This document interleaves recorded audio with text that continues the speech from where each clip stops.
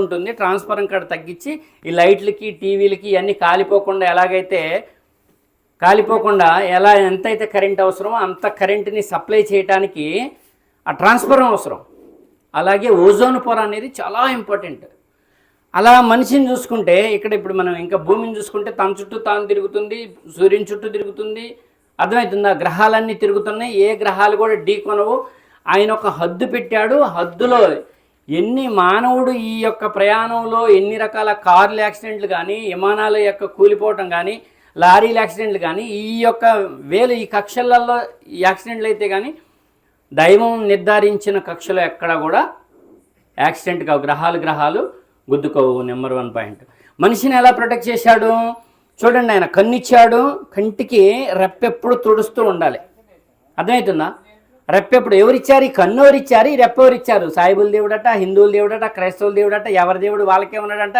ఈ మూర్ఖత్వం నుంచి, ఈ మూఢత్వం నుంచి ఎలా బయటికి తీసుకురావాలి, ఎంతమంది బయటికి తీసుకురావాలి, ఎప్పుడు నేర్చుకుంటాం, ఎప్పుడు చెప్తాం, ఇది నా బాధ్యత అని మీరు అనుకోరా?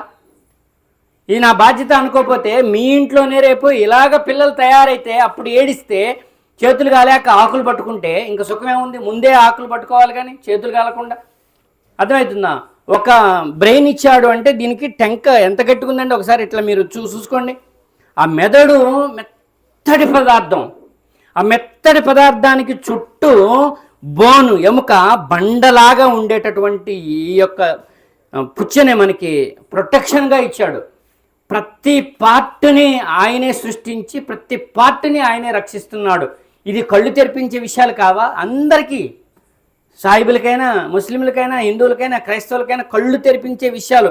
ఒక్క విషయం తెలుసా మీకు? ఎంత పెద్ద సైంటిస్ట్ అయినా సరే కంట్లో తేమ ఉంటుంది కదా, ఆ నీరు తేమ ఎలాంటి తేమ అంటే కంటిని నిరంతరం బ్యాక్టీరియాల నుంచి, క్రిముల నుంచి, వైరస్ నుంచి కాపాడేటటువంటి తేమ. అది రిలీజ్ అయ్యే వాటర్. అది ఆ వాటర్తో సమానమైనటువంటి మెడిసిన్ కంట్లో వేసే డ్రాప్స్ ఇంకా ఎన్ని జన్మలు ఎత్తినా కానీ కనిపెట్టలేడట మనిషి. అర్థమవుతుంది ఆ విషయం? కంట్లో వేసే డ్రాప్స్ వేసుకుంటారు కదా, ఎర్రబడ్డదని, కన్ను ఆసిందని, ఇట్లా డ్రాప్స్ వేసుకుంటారు కదా. ఆ డ్రాప్స్, అలాంటి డ్రాప్స్ కంట్లో ఎప్పుడు తేమగా ఉండే నీళ్ళు, బయటకు వచ్చే నీళ్ళు అనేది చూసారా, కంటిని ఎంత ప్రొటెక్ట్ చేస్తాయంటే ఒక కన్ను గురించే ఒక పుస్తకాలు పుంకాలుగా రాయొచ్చట. ఆ పొరలేంటి అర్థమవుతుందా? సైడ్ తెల్లపొర ఏంటి, మళ్ళీ నల్లపొర ఏంటి, నల్లపొర లోపల మళ్ళీ సన్నగా గింతంతే ఉంటుంది చూసేది. అదొక్కటి డ్యామేజ్ అయిందంటే కన్ను క్లోజ్.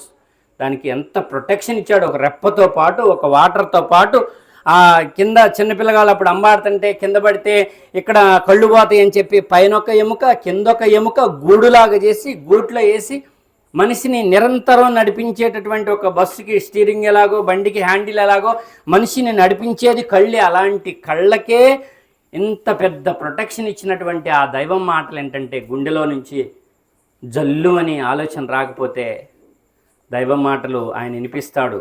ఒక్క మాటేనండి జాగ్రత్తగా. వర్షం వస్తుంది, అర్థమవుతుందా?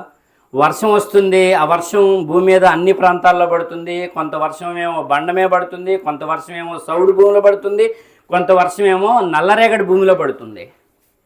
నల్లరేగడి భూమిలో పడ్డ వర్షం అక్కడ ఉన్నటువంటి మొక్కల్ని, చెట్లని ఏపుగా పెరిగి పంటిచ్చి సమాజానికి ఉపయోగపడే విధంగా అది మారుతుంది ఆ యొక్క వర్షం. అదే బండ మీద పడ్డది పోయింది, ఉత్తగనే పోయింది. అదే సౌడు భూమిలో పడ్డది కూడా పనికి రాకుండా పోయింది. ఈ దైవం మాటలు ఎవరైతే వింటున్నారో, మీరు నల్లరేగడి భూమిలాగా ఉండాలనుకుంటున్నారా, సౌడు భూమిలాగా ఉండాలనుకుంటున్నారా, బండ మీద పడ్డ వర్షంలాగా అప్పటికప్పుడు వదిలేసి దులుపుకొని పోయి ఇంట్లో పడదాం అనుకుంటున్నారా, మీ బాధ్యత మీకు అప్పచెబుతున్నాం. ఎందుకంటే చిన్న విషయం కాదండి. ఆ అబ్దుల్లా గారు 100 కిలోమీటర్లు ఓన్లీ ఇస్తమా, అల్లిపురంలో ఎంతమంది ఉన్నారు? మొత్తం కలిసి ఒక 10-15 మంది అటు ఇటుగా ఉన్నారు. 15 మంది ఉన్న ఆయన 100 కిలోమీటర్ల నుంచి బండి వేసుకోనో ట్రైన్ ఎక్కువ వచ్చిండు. ఆయన్ని చూసి చెల్లించట్లేదు మనం. ఓన్లీ ఇస్తమాకి ఇంకేం పని లేదు. సాయంత్రం వచ్చి మళ్ళీ అమ్మటే నైట్ 10:30 బండికి వెళ్ళిండు ఆయన. మౌలాలి గారు ఇంటికాడ ఎంత పని ఉన్నా కానీ ఆ పనంతా వదిలేసుకొని ఆయన క్యారేజీ ఆయన తీసుకొని 100 కిలోమీటర్లు వచ్చి వాళ్ళకి ఎంత అర్థమైతే వీళ్ళని మొండోళ్ళు అయినా సరే వీళ్ళని కొద్దిగా బాగు చేద్దామని అల్లీపురాన్నే పట్టుకొని సంవత్సరాలు పట్టుకొని బాగు చేద్దామన్నా కానీ అశ్రద్ధలే కానొస్తున్నాయి కదా తప్ప శ్రద్ధలు కాని రావట్లేదు. ఇంకా మరి ఎన్నాళ్ళు ఇది అల్లా ఇష్టం, ఎన్నాళ్ళు ఈ యొక్క ప్రయత్నం జరిగిద్దో తెలియదు. కానీ ఈ ఊరిని మీరు గట్ట బాధ్యతగా తీసుకోకపోతే, మేమైతే వదిలేసామంటే మళ్ళీ మీ ఊరి వైపు కన్నెత్తి కూడా చూడము. మేము కన్నెత్తి కూడా చూడకపోతే మీకు శుభాలు ఉంటాయా అశుభాలు ఉంటాయా ఒక్కసారి మీలో చలనం రావాలి. మేము కన్నెత్తి కూడా చూడలేదనుకో మీకు అందరికీ బిజీ అయిపోతారు. అర్థమవుతుందా? పొలం పనుల్లో బిజీ అయిపోతారు, అటు ఈ పనుల్లో ఆ పనుల్లో అన్నింటిలో బిజీ అయిపోతారు.